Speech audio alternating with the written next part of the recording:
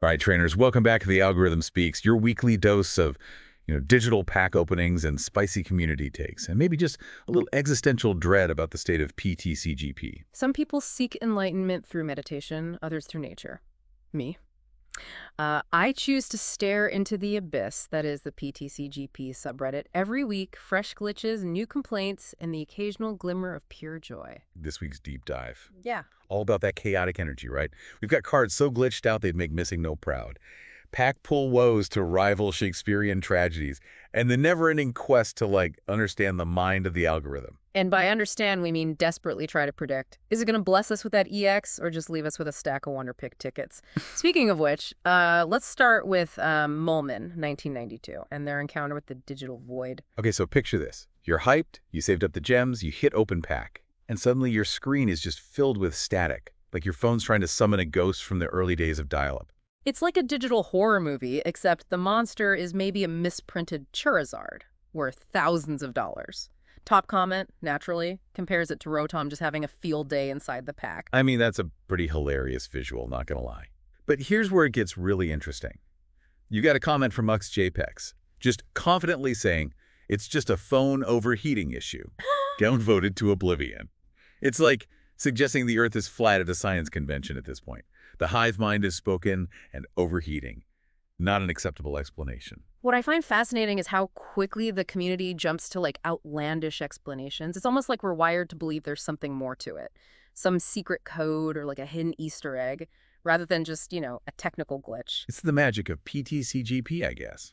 Never a dull moment, even if that moment is your phone, melting down. Thankfully, for Nilmon 1992, it was temporary, and their cards showed up normal. But for a brief shining moment, they held the power of digital chaos, man. Speaking of chaos, EX pull rates, right?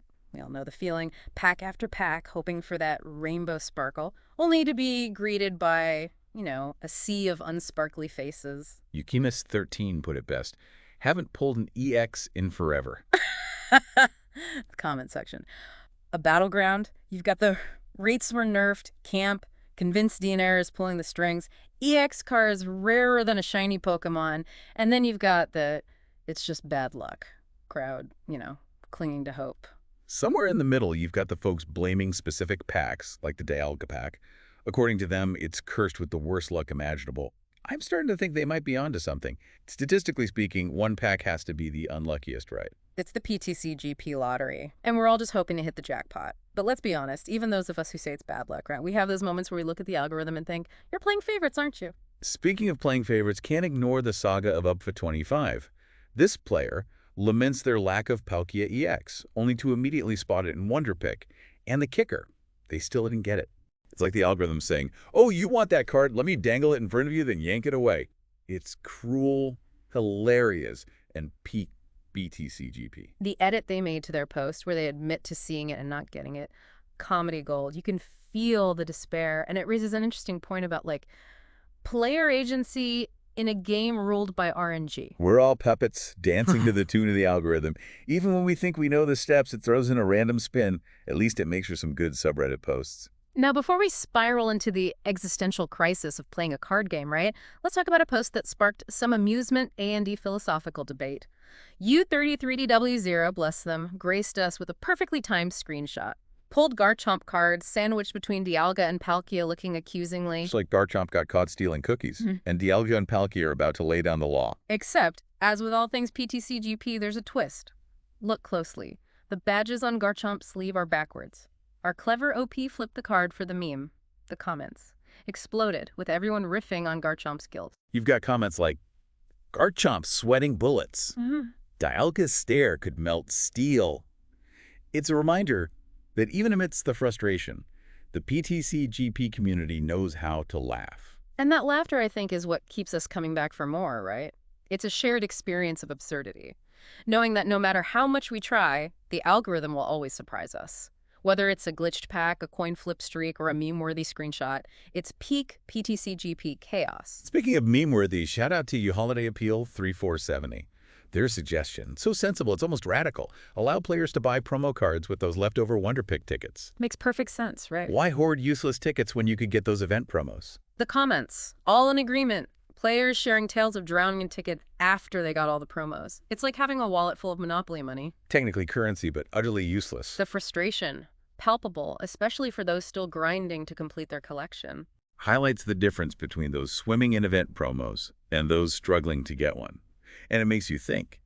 Luck versus strategy in a game that's supposed to be about skill. You know what's fascinating? This suggestion, as popular as it is almost too logical. It's like asking a casino to give away free chips. Cynical me says it'll never happen. The algorithm thrives on keeping us hungry for those promos. But hey, a trainer can dream. Speaking of dreams, let's talk about a post that's just pure visual delight. You Game Corner, you're an artist.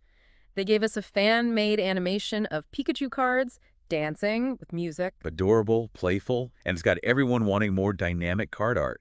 Wouldn't it be amazing if those cards came to life during battles? They even added music on their Instagram. It's Day One by Red Velvet. It reminds us that even though we might complain, there's love for the game. It's like a reminder that behind the frustration, the RNG, there's that Pokemon joy. Sometimes all it takes is a dancing Pikachu. But that joy doesn't mean we're letting DNA off the hook for some of their choices. And speaking of questionable choices, quality of life gripe.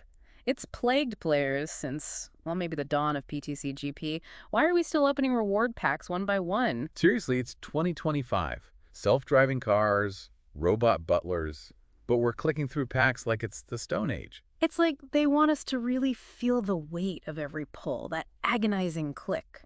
Or maybe, just maybe, they haven't updated the code since 2017 and are terrified to touch it. Mystery for the ages. But one thing's for sure, it's about as fun as watching paint dry, especially when you're drowning in tickets with nothing to spend them on. Classic DNA, illusion of choice, but limited options. But hey, at least we get the comedy, right? Poured thousands of tickets, open packs one by one. It's the little things. Speaking of little things, remember that coin flip bug? The animation eating into your opponent's turn? Well, UE6543 brought it up again. Seems DI is still going with the see no evil, hear no evil approach. It's almost impressive how they can just ignore a game-breaking bug. It's like they're playing a different version of PTCGP where fairness doesn't exist. I'm starting to think they have a special version, you know. Every pack, guaranteed EX, they always win the coin flip. Now, that's a conspiracy theory I can get behind. But let's not dwell on DNA's hypothetical injustices. Instead, the mind-boggling data from Usodomize, they track their coin flips over 100 games. Statistically improbable 1/3 heads rate? 1 in 3. That's less than half. Either they got a cosmic coin flipping curse or something's up with PTCGP's RNG. I love a good conspiracy, but 100 games might be a small sample size. But here's where it gets interesting. You the Jolly Llama breaks down the math. 300 flips. More than enough to raise suspicion. So maybe Usodomize isn't imagining things. Maybe the algorithm really IS out to get them. What's fascinating is even if we ignore the data as a fluke, right? It shows that players don't trust PTCGP's RNG. We've all had those moments where the coin flips seem impossible. You pull the same card 5 times in a row, like the game's messing with you. It's like when you walk past a mirror and think you saw something move. Logically, it's your imagination, but something feels off. And in a game where so much is random chance, that distrust is frustrating. Makes you question every loss, every missed Wonderpick, every tails. So is Usodomize cursed? Or just statistically unlucky? The answer, my friends, is lost to the digital void. But it makes for a great conversation starter. Speaking of conversation starters, the wild world of RMT, right? You Free Nitrous. A tale of, well, profiteering. Someone trying to sell a 2-diamond magneton for $5. $5 for a card you can get in-game or, trade for free. It's like trying to sell bottled air in a forest. The irony is they're using RMT because PTCGP's trading system makes it hard to get cards. It's a cycle, the game makes the demand, and players exploit it. Even in the digital world where cards are just bits and bytes, money talks. And on that note of desperation and questionable financial decisions, we'll take a quick break. When we come back, some of the week's hottest debates, including the age-old question, Dialga claw slash or duck leek slap, which hurts more? Welcome back to The Algorithm Speaks, where we dissect the digital heart of PTCGP, one questionable coin flip at a time. Speaking of questionable decisions, let's talk about a post this week. Really got people talking. You ever see those questions online? So bizarre, so random, you just got to dive into the chaos. Oh, absolutely. Like a train wreck you can't look away from. Well, you wham bam duel, they gave us one of those this week, they asked. Dialga claw slash or a duck slapping you with a leek, which hurts more. Ah, yes, the age-old debate, cosmic power versus farmyard fury, a question that's haunted, philosophers and Pokemon trainers for generations. And the comments. Goldmine, I tell you. People quoting Bruce Lee, or should I say Bruce Leek. Naturally. And you know that saying? I fear not the man who's practiced 10,000 slashes once, but the man who's practiced one leek slapped 10,000 times. It's actually interesting how this question, right, it gets at those deeper anxieties about power and resilience. Dialga, a literal god, time and space, versus a duck with a vegetable. And it's not just the physical pain, right? It's the mental aspect, the humiliation of being taken down by a duck with a leek, the absurdity of it all. It's a reminder that sometimes the most unexpected opponent, that's where the real blow comes from. Cosmic claw or a leek, the pain is real. Speaking of pain, let's move on to a topic we all know and love, clickbait. PTCGP content creators, oh boy. uBlocky039 called them out this week. Simple but powerful image. Screenshot of YouTube thumbnail that Am I the Only One title. Ah, yes, the classic Am I the Only One? Like a fisherman casting a wide net, hoping to snag some viewers. Vague promises of unique insights, controversial opinions. And the worst part, same tired meta decks, exaggerated win rates every time. It's like clockwork. Am I the only one who thinks insert obvious meta strategy here is OP? Oh, or my favorite. This one weird trick to beat Darkrai you won't believe, number 5. The suspense is killing me. Thankfully, the comments are full of cynicism, calling out the clickbait. Others just sad about the lack of, actual good content. Refreshing to see some of us are immune to that Am I the Only One siren song. It's a reminder, we got to be smart viewers, right? Support creators who are genuine, creative, informative, people who actually give insights, make us think differently about the game. Or we can keep clicking those thumbnails, feed the beast, perpetuate the cycle of, well, mediocrity. The choice is yours, friends, but choose wisely. Speaking of choices, a post that highlights the struggles of being free to play, right? In a game that feels like it wants you to spend money. You know that feeling, use all your gems and your collection is, well, not great. Oh, we've all been there. Like the algorithm saying, nice try, kid, but you need a bigger wallet for the big leagues. Well, Pocket Trainer Problems captured it perfectly. Post titled, Being F2P is Pain, lists all the decks they want to build, but just can't. No resources. And the comments, a symphony of shared suffering. People sharing stories, missing out on promos, couldn't afford packs. Others just lamenting that some decks need those expensive X cards. Almost impossible to pull without, spending a fortune. Like running a marathon with lead shoes. What's heartbreaking is these players are passionate, right? They strategize, practice, hone their skills, and then their wallet holds them back. Makes you wonder, is PTCGP truly free to play? Or is it more like pay to win with a free start? It's a bit of both, honestly. You can play without spending, yeah. But to really compete, to see everything the game offers, you gotta open your wallet. It's a balance DNA has to find. And judging by the frustration, they haven't found it yet. But hey, maybe they'll shock us. Reward skill and dedication over spending. A trainer can dream. Speaking of dreams, a post that reminded us why we love Pokemon in the first place.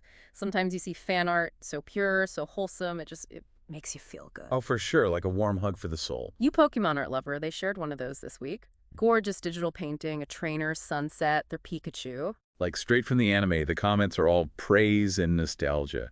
People talking about their favorite Pokemon memories, sharing how Pokemon impacted their lives. It brings you back to what matters, right? Connection, friendship, adventure. Those things, they still resonate, even in a digital card game. It's the heart of Pokemon, shining through, reminding us why we play. It's beautiful. Even with the digital chaos, the spirit of Pokemon is still there. Now, before we get too sappy, a post that it sums up the PTCGP experience. Glitches, bad luck, duck leak slaps, we've talked about it all. But have you ever seen a bug so strange, so baffling, you wonder if you're even playing the same game? Ooh, you've got me hooked. Tell me more. Well, a glitch in the Matrix, they posted this video, got everyone confused. They were in a ranked match, about to win, and then bam, game freezes. Frozen, like completely. Worse, screen goes black, except for their opponent's Pokemon. And get this. It starts breakdancing. Wait, hold on, breakdancing? Like actually? Spinning on its head, doing the worm, the whole deal. What is going on? And the best part, music starts playing. Some random K-pop song. You glitch into the Matrix. Yeah. They lost. Their Pokemon was too busy watching the show. I mean, is this a glitch? A secret thing? Is DNA making a Pokemon dance battle mode? The comments, confusion, laughter, and everyone's like, Release the dance mode. Yeah. I mean, who wouldn't want to see Charizard doing the robot? Oh, all right. It's perfect, right? The unexpected, the weird, it brings the community together. We complain about the game, sure, but deep down, we love this stuff. The weirdness is what makes PTCGP PTCGP. Exactly. Those glitches, that chaos. It's unique. It's unpredictable. Keeps us coming back for more, hoping to see a breakdancing Pokemon or whatever's next. So what have we learned this week diving into the PTCGP subreddit? Learned that the algorithm, it's a fickle thing. Moments of brilliance and moments of, well, pure absurdity. The community. Passionate, frustrated, and they know how to laugh at themselves. And most importantly, even in a digital world, right? With all the algorithms and the grind, there's still room for the unexpected, the heartwarming, and yeah, the hilarious. It's those moments, the digital weirdness, that make PTCGP what it is. Until next time, trainers, keep those cards spinning, those coins flipping, and watch out for those breakdancing Pokemon. You never know what's coming next. This is The Algorithm Speaks, signing off.